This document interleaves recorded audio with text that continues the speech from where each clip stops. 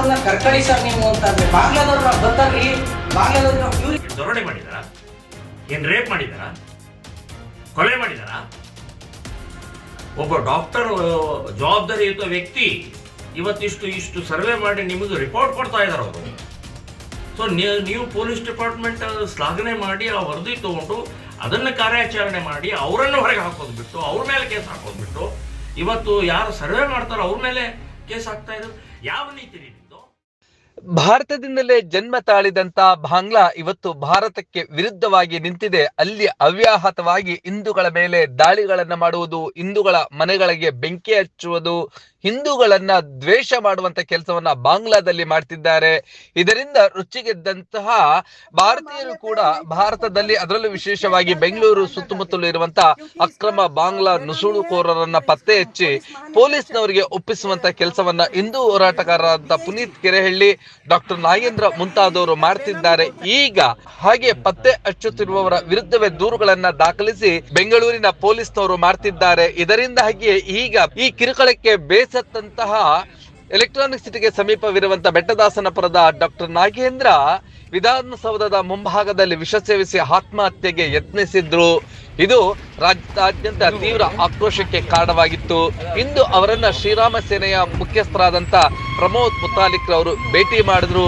ಹಾಗೆ ಅವರಿಗೆ ಸಾಂತ್ವನ ಹೇಳಿ ನಿಮ್ಮ ದೇಶ ಸೇವೆಯನ್ನ ಮುಂದುವರಿಸಿ, ಹಾಗೆ ರಾಜ್ಯ ಸರ್ಕಾರಕ್ಕೆ ನಾವು ಅಕ್ರಮ ಬಾಂಗ್ಲಾ ನುಸುಳುಕೋರರ ಮಾಹಿತಿಯನ್ನ ಕೊಡ್ತೇವೆ, ನಿಗದಿತ ಅವಧಿಯಲ್ಲಿ ಅವ್ರನ್ನೇನಾದ್ರೂ ನೀವು ಹೊರ ಹಾಕ್ಲಿಲ್ಲ ಅಂದ್ರೆ ನಾವು ಹೊರ ಹಾಕ್ತೇವೆ, ಬಾಂಗ್ಲಾದವರು ದೇಶದ್ರೋಹಿಗಳು, ಬಾಂಗ್ಲಾದವರು ಬೆಂಗಳೂರಿಗೆ ಮತ್ತು ದೇಶಕ್ಕೆ ಕ್ಯಾನ್ಸರ್ ಇದ್ದಾಗೆ ಅಂತೇಳಿ ರಾಜ್ಯ ಸರ್ಕಾರದ ವಿರುದ್ಧ ಗುಡುಗಿದಂತ ಮುತಾಲಿಕ್ ಮತ್ತೇನೆಲ್ಲ ಮಾತನಾಡಿದ್ರು ಅದೆಲ್ಲವನ್ನು ಕೂಡ ದೃಶ್ಯಗಳಲ್ಲಿ ನೋಡೋಣ ಬನ್ನಿ.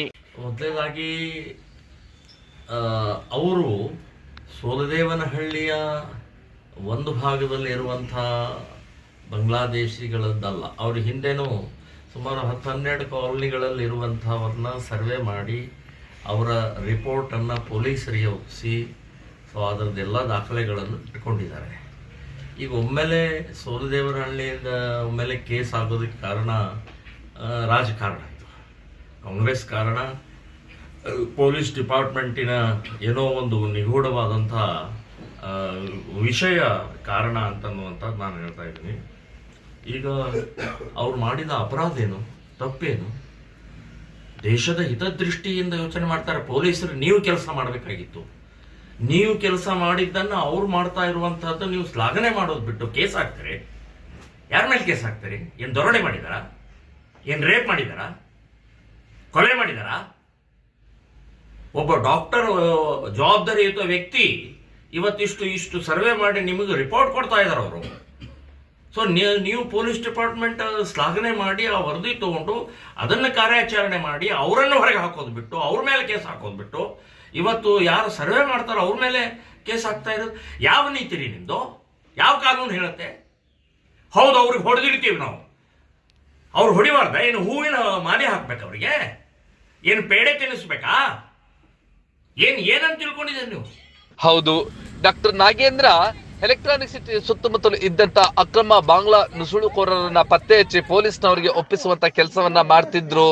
ಈಗಾಗಲೇ ಅವರ ಮೇಲೆ ಬನ್ನೇರುಘಟ್ಟ ಪೊಲೀಸ್ ಠಾಣೆಯಲ್ಲಿ ದೂರು ದಾಖಲಾಗಿತ್ತು. ಆ ಒಂದು ಪ್ರಕರಣದಲ್ಲಿ ಜಾಮೀನು ಪಡೆದಿದ್ದರು.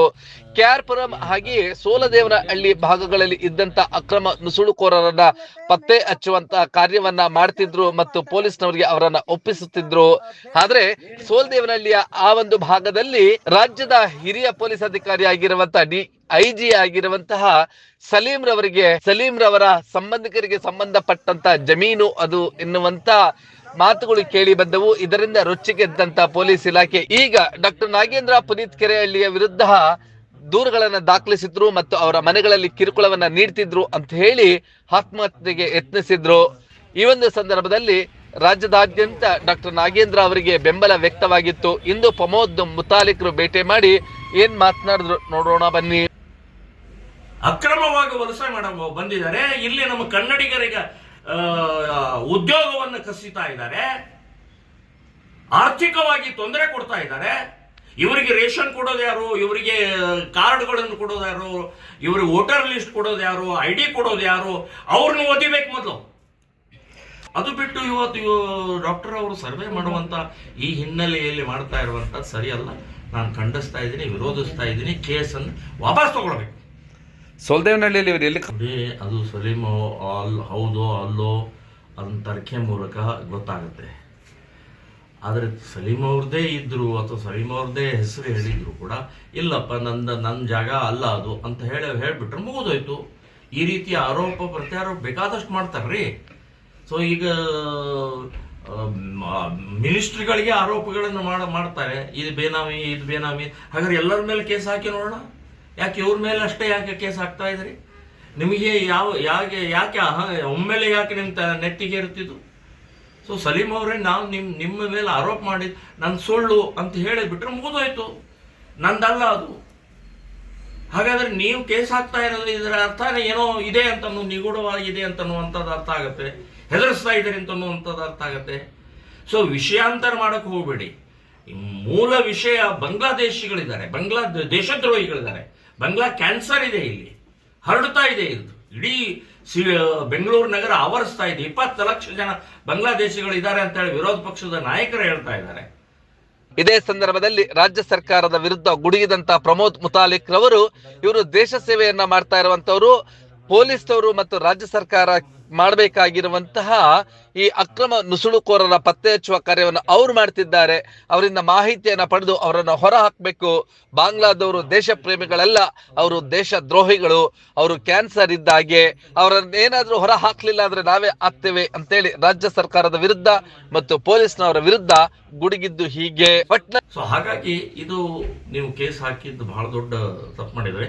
ಅವ್ರ ಮನೆ ಬಂದು ಕಿರುಕುಳ ಕೊಡ್ತಾ ಇದ್ರಿ, ರಾತ್ರಿ ಬರೋದು, ಅಕ್ಕಪಕ್ಕದ ಮನೆಯವರಿಗೆಲ್ಲ ಎಬ್ಬಿಸೋದು, ಅವ್ರನ್ನ ಹೆದರ್ಸೋದು, ಅವ್ರ ಮಕ್ಕಳ ಮೇಲೆ ಹೊಡೆಯೋದು. ಏನಂತ ತಿಳ್ಕೊಂಡಿದ್ದಾರೆ? ಪೊಲೀಸ್ ಡಿಪಾರ್ಟ್ಮೆಂಟ್ ಅಂದ್ರೆ ಏನ್ ಬೇಕಾದ್ರೂ ಮಾಡ್ಬೋದಾ? ಯಾವ ಹಕ್ಕು ಕೊಟ್ಟಿದ್ದಾರೆ ನಿಮ್ಗೆ? ಏನ್ ಬ್ರಿಟಿಷ್ ಪೊಲೀಸರ ನೀವು? ಭಾರತೀಯರಿದ್ದಾರೆ, ಭಾರತದ ಬಗ್ಗೆ ಯೋಚನೆ ಮಾಡಿ. ದೇಶದ್ರೋಹಿಗಳ ರಕ್ಷಣೆ ಮಾಡುವಂತಹ ಪ್ರಕ್ರಿಯೆ ಆಗಬಾರದು. ಈ ರೀತಿಯ ಮಾನಸಿಕತೆ ಬದಲಾವಣೆ ಮಾಡಿಕೊಂಡ್ರೆ ಸರಿ, ಇಲ್ಲಾಂದ್ರೆ ನಾವೇ ಆ ಬಾಂಗ್ಲಾದೇಶಿಗಳನ್ನು ಒದ್ದು ಓಡಿಸ್ಬೇಕಾಗತ್ತೆ ಅಂತ ಹೇಳ್ತೀವಿ. ಎಷ್ಟು ನೀವು ಕೇಸ್ ಹಾಕ್ತೀರಿ ಹಾಕಿ, ಎಷ್ಟು ಅರೆಸ್ಟ್ ಮಾಡೋದ್ರ ಮಾಡಿ. ನಮಗೆ ದೇಶ ಮುಖ್ಯ. ನಿಮ್ಮ ಜಮೀನು, ನಿಮ್ದ ಬಾಂಗ್ಲಾದೇಶರು ವೋಟರ್ಸು ನಮಗೆ ಮುಖ್ಯ ಅಲ್ಲ. ನಮಗೆ ದೇಶ ಉಳಿಸಬೇಕಾಗಿದೆ. ದೇಶ ಉಳಿಸೋಗೋಸ್ಕರನೇ ನಾವು ಕೆಲಸ ಮಾಡ್ತಾ ಇದೀವಿ. ಹಿಂದೂ ಜಾಗರಣ ಇರ್ಬೋದು, ಬಜರಂಗ್ ದಳ ಇರ್ಬೋದು, ಶ್ರೀರಾಮ್ ಸೇನೆ ಸಂಘಟನೆ ಇರ್ಬೋದು. ನಾವು ಬಾಂಗ್ಲಾದೇಶಿಗಳನ್ನ ಅಕ್ರಮವಾಗಿ ವಾಸ ಎಲ್ಲೆಲ್ಲಿ ಮಾಡ್ತಾ ಇದ್ದಾರೆ ಅದರ ಸರ್ವೆ ರಿಪೋರ್ಟ್ ಹೋಮ್ ಮಿನಿಸ್ಟರ್ ಕೊಡ್ತೀವಿ, ಅವ್ರಿಗೆ ಗಡುವು ಕೊಡ್ತೀವಿ. ಗಡುವು ಕೊಟ್ಟ ನಂತರವೂ ಏನೂ ಮಾಡಲಿಲ್ಲ ಅಂತಂದ್ರೆ ಮುಂದಿನ ಹೆಜ್ಜೆ ನಾವೇ ನುಗ್ಗರು ಅಂತನ್ನುವಂಥದ್ದು ಹೇಳ್ತಾರೆ. ಅಕ್ರಮ ಬಾಂಗ್ಲಾ ವಲಸಿಗರ ಸಮಸ್ಯೆ ದಿನದಿಂದ ದಿನಕ್ಕೆ ಹೆಚ್ಚಾಗ್ತಾ ಇದೆ. ಈಗ ಇದರಿಂದ ಎಚ್ಚೆತ್ತುಕೊಳ್ಳುವಂತ ಕೆಲಸವನ್ನ ಪೊಲೀಸ್ನವರು ಮಾಡ್ತಾರಾ ಎನ್ನುವಂಥದ್ದು ಕುತೂಹಲ ಕೆರಳಿಸಿದೆ.